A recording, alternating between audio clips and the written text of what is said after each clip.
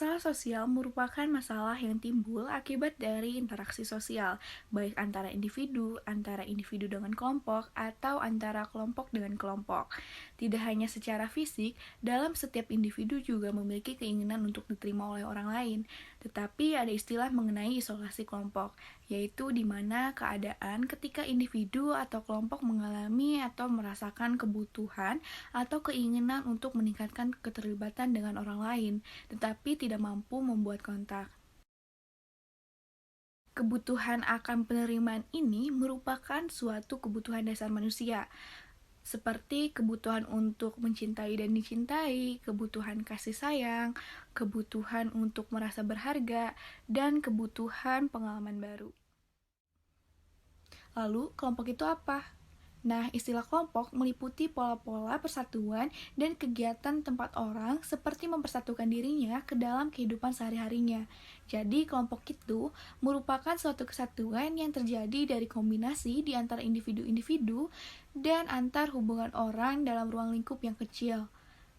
Kelompok juga bukan sekedar agregat atau kumpulan individu-individu, tetapi kelompok juga memiliki keunikan tersendiri dalam keseluruhannya. Lalu karakteristik kelompok itu seperti kelompok itu merupakan suatu sistem, lalu dapat dibedakan dari kelompok lain, memiliki sifat-sifat dan fungsi suatu sistem, serta mengadakan kesempatan untuk terciptanya suatu hubungan di antara komponen-komponen kelompok tersebut dengan lingkungan sekitarnya.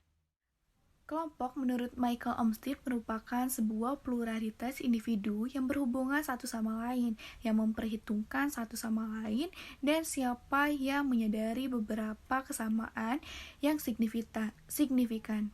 Fitur penting dari suatu kelompok adalah bahwa anggotanya memiliki kesamaan dan bahwa mereka percaya bahwa apa yang mereka miliki bersama membuat perbedaan. Menurut NASU atau National Association of Social Work, social group work adalah suatu pelayanan kepada kelompok di mana tujuan utamanya adalah membantu anggota-anggota kelompok memperbaiki penyesuaian sosial mereka. Dan tujuan klien adalah untuk membantu kelompok mencapai tujuan-tujuan yang telah disepakati atau diharapkan oleh masyarakat. Social group work juga dapat diartikan sebagai sebuah praktik yang bertujuan untuk meningkatkan keberfungsian sosial individu melalui media kelompok. Selanjutnya, social group work menurut Zoe Starshop yaitu suatu metode untuk bekerja dengan menghadapi orang-orang di dalam suatu kelompok guna peningkatan kemampuan untuk melaksanakan fungsi sosialnya, serta guna pencapaian tujuan-tujuan yang secara sosial dianggap baik. Tujuan utama SGW yaitu peningkatan kemampuan untuk melaksanakan fungsi sosial melalui penggunaan media kelompok. Lalu Gisela Konopka mengatakan suatu metode dalam pekerjaan sosial yang melaksanakan fungsi pemberian bantuan khususnya kepada individu-individu di dalam kelompok, suatu pendekatan yang dilaksanakan secara sadar dan ditunjukkan guna pengembangan sebesar-besarnya kapasitas individu dengan hubungannya dengan kelompok dan belajar memahami kapan dia harus memberikan sumbangan atau partisipasi dan kapan harus menerima. Yang terakhir, apa yang penting tentang grup? Hal penting tentang grup ada 5. Yang pertama, universalitas, yaitu perasaan bahwa anggota tidak sendirian dalam keadaan mereka. Yang kedua, penerimaan, yaitu perasaan bahwa anggota tidak akan ditolak atau disalahkan atas masalah mereka. Yang ketiga, harapan, berdasarkan premis bahwa orang lain telah membantu masalah mereka. Yang ketiga, altruisme, yaitu rasa pemenuhan dan harga diri karena telah membantu manusia lain. Yang kelima, restrukturisasi kognitif, yaitu pengetahuan baru tentang diri mereka sendiri dan masalah mereka.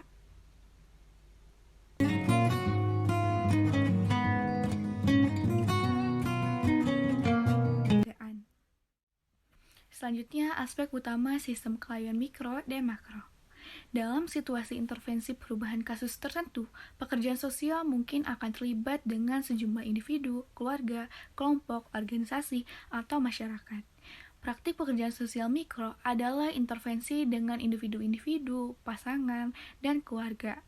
Praktik dengan sistem klien ini juga dikenal sebagai praktik langsung atau praktik interpersonal, karena hubungan pertolongan sistem klien individual, keluarga, dan kelompok kecil umumnya memiliki maksud dan tujuan yang sama.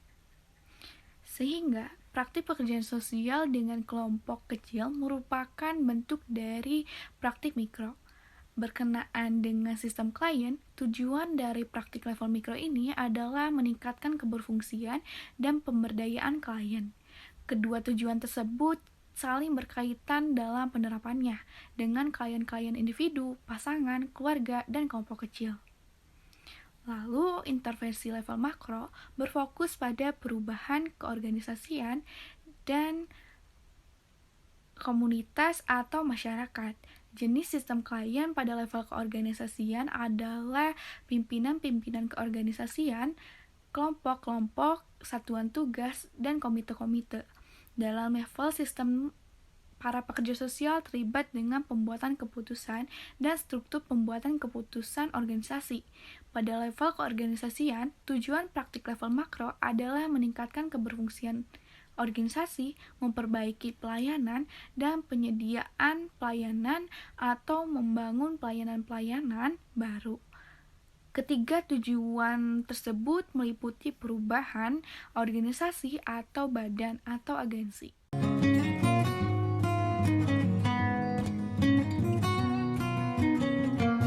Ketika menggunakan social group work, pekerja sosial tidak membawa apa-apa. Mereka menjadikan diri mereka sebagai sebuah instrumen. Instrumen ini disebut dengan instrumen use of self. Instrumen use of self terdiri dari understanding, sensitivity, respect, empathy, cooperative, intention, partnership, hopefulness, support, commitment, dan juga confidence. Pada social group work digunakan pendekatan berbasis kekuatan. Setiap individu, kelompok, keluarga, komunitas memiliki kekuatan dan setiap lingkungan penuh dengan sumber-sumber. Namun, sayangnya, semua kekuatan dan sumber tersebut belum tentu sudah berkembang dengan baik. Melalui pendekatan yang tepat, klien dapat diajak untuk melihat keunggulan dirinya dan juga rekan satu kelompoknya. Pauline tahun 2005 mengatakan bahwa metode bekerja dengan kelompok dan bekerja dengan individu merupakan metode yang dapat digunakan untuk membantu individu meningkatkan keberfungsian dan juga keberdayaannya. Kegunaan dari social group work dan social case work dibedakan menjadi dua, yaitu untuk orang yang memiliki permasalahan atau gangguan secara mental yang dapat diatasi baik secara kelompok maupun individu, dan yang kedua untuk pengembangan atau development.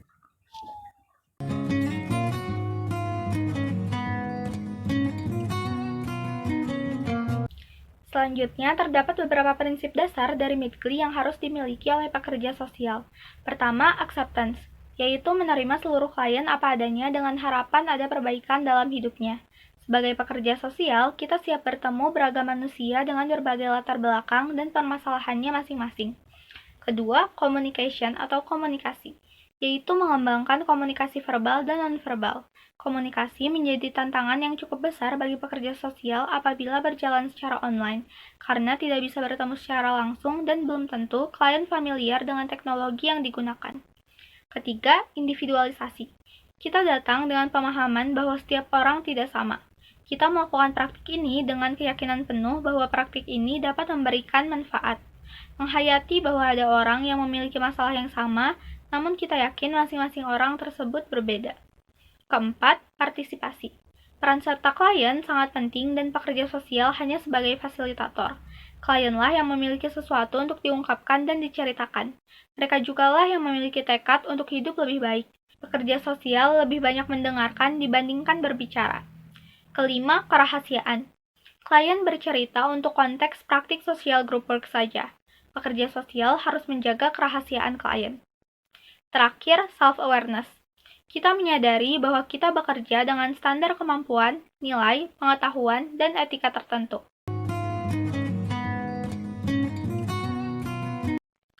Tidak hanya prinsip, ada juga skill yang harus dikuasai pekerja sosial jika ingin menggunakan metode praktik group work. Pertama, much more listening dan talking. Seorang pekerja sosial hanya menjadi fasilitator, sehingga tidak banyak berbicara dan lebih banyak mendengarkan cerita dari klien. Kedua, warming up the discussion session. Klien mungkin akan tidak nyaman apabila kita langsung membahas permasalahan tanpa pemanasan terlebih dahulu. Oleh karena itu, perlu adanya pemanasan dan opening agar diskusi dapat berjalan dengan lancar dan klien merasa nyaman menceritakan kisahnya. Ketiga, formal but also genuine or professional but also genuine. Walaupun bahasa dan situasinya formal dan profesional, namun harus tetap tulus. Jangan sampai klien justru terintimidasi karena berada di situasi yang formal. Keempat, encouraging people to listen to each other. Karena metode ini melibatkan banyak orang, maka kita harus bisa mendorong orang-orang untuk mendengarkan satu sama lain dengan baik dan penuh penghargaan. Kelima, empathic listening. Empathic listening merupakan kemampuan untuk mendengarkan klien secara aktif sehingga klien bisa merasa benar-benar diperhatikan dan dipedulikan. Terakhir, we are not teaching them, but facilitate the helping skill. Sekali lagi, pekerja sosial hanya memfasilitasi untuk membantu klien. Kehadiran kita bukanlah untuk menggurui dan menjadi orang yang merasa paling benar dalam kelompok. Dalam praktik pekerja sosial group work, kita juga tidak bisa sembarangan.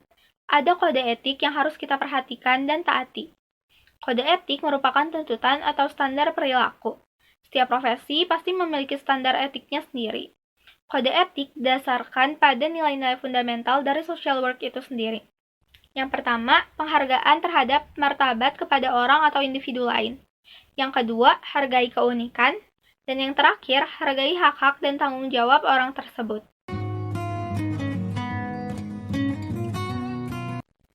Social group work menurut Scott Boyle dibagi menjadi dua jenis grup. Yang pertama ada task group. Grup yang sengaja dibuat untuk melakukan suatu pekerjaan tertentu. Pekerja sosial dapat menjadi ketuanya ataupun penasehatnya. Kita membantu kelompok-kelompok tersebut untuk mencapai dan fokus pada tujuannya. Memfasilitasi keterlibatan atau partisipasi aktif dari orang-orang dalam kelompok tersebut. Yang kedua, ada treatment group. Grup yang sengaja dibentuk untuk menemukan kebutuhan-kebutuhan terkait dengan sosioemosional. Grup yang sengaja dibentuk agar orang-orang dalam grup terpenuhi kebutuhan sosioemosionalnya. Ada berbagai jenis treatment group. Yang pertama, support group untuk mendukung masing-masing individu dalam grup tersebut. Help individuals to deal with life stresses.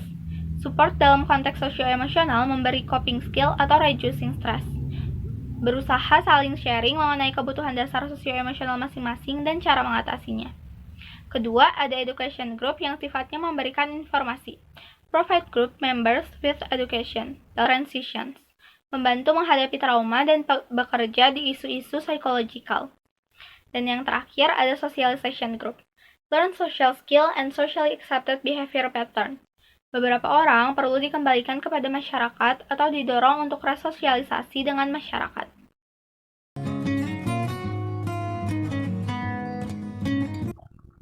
Manusia adalah makhluk sosial yang hidup berkelompok. Dengan hidup berkelompok, mereka dapat memenuhi kebutuhannya masing-masing. Interaksi dengan kelompok dan menjadi bagian dari kelompok dapat memunculkan rasa nyaman. Rasa nyaman ini adalah privilege yang tidak dapat dirasakan semua orang. Karena itu, metode social group work dikembangkan. Manusia butuh kelompok baru untuk bisa mendapatkan benefit yang belum terpenuhi di kelompok sebelumnya, atau untuk memenuhi dimensi-dimensi tertentu dalam hidup mereka. Untuk menjadi sebuah kelompok pertolongan, diperlukan syarat sebagai berikut. Pertama, bisa dilaksanakan apabila terdapat sekumpulan orang, idealnya di atas 4 orang. Kedua, ada interaksi psikis di antara anggotanya. Ketiga, terdapat rasa saling ketergantungan. Keempat, merupakan kesatuan yang berbeda dan terpisah dari kelompok lainnya. Yang kelima, individu tidak melebur di dalam kelompok. Maksudnya adalah individu tidak harus seragam dengan semua anggota kelompok. Kelompok tetap merupakan kumpulan dari keunikan-keunikan individu. Dan selanjutnya, dalam kelompok, pekerja sosial perlu membangun suasana saat pertama kali bertemu dengan kelompok. Hal ini dapat dilakukan dengan ice breaking sebelum atau sesudah pertemuan. Dan terdapat beberapa peran yang dapat dilakukan oleh pekerja sosial dalam metode social group work.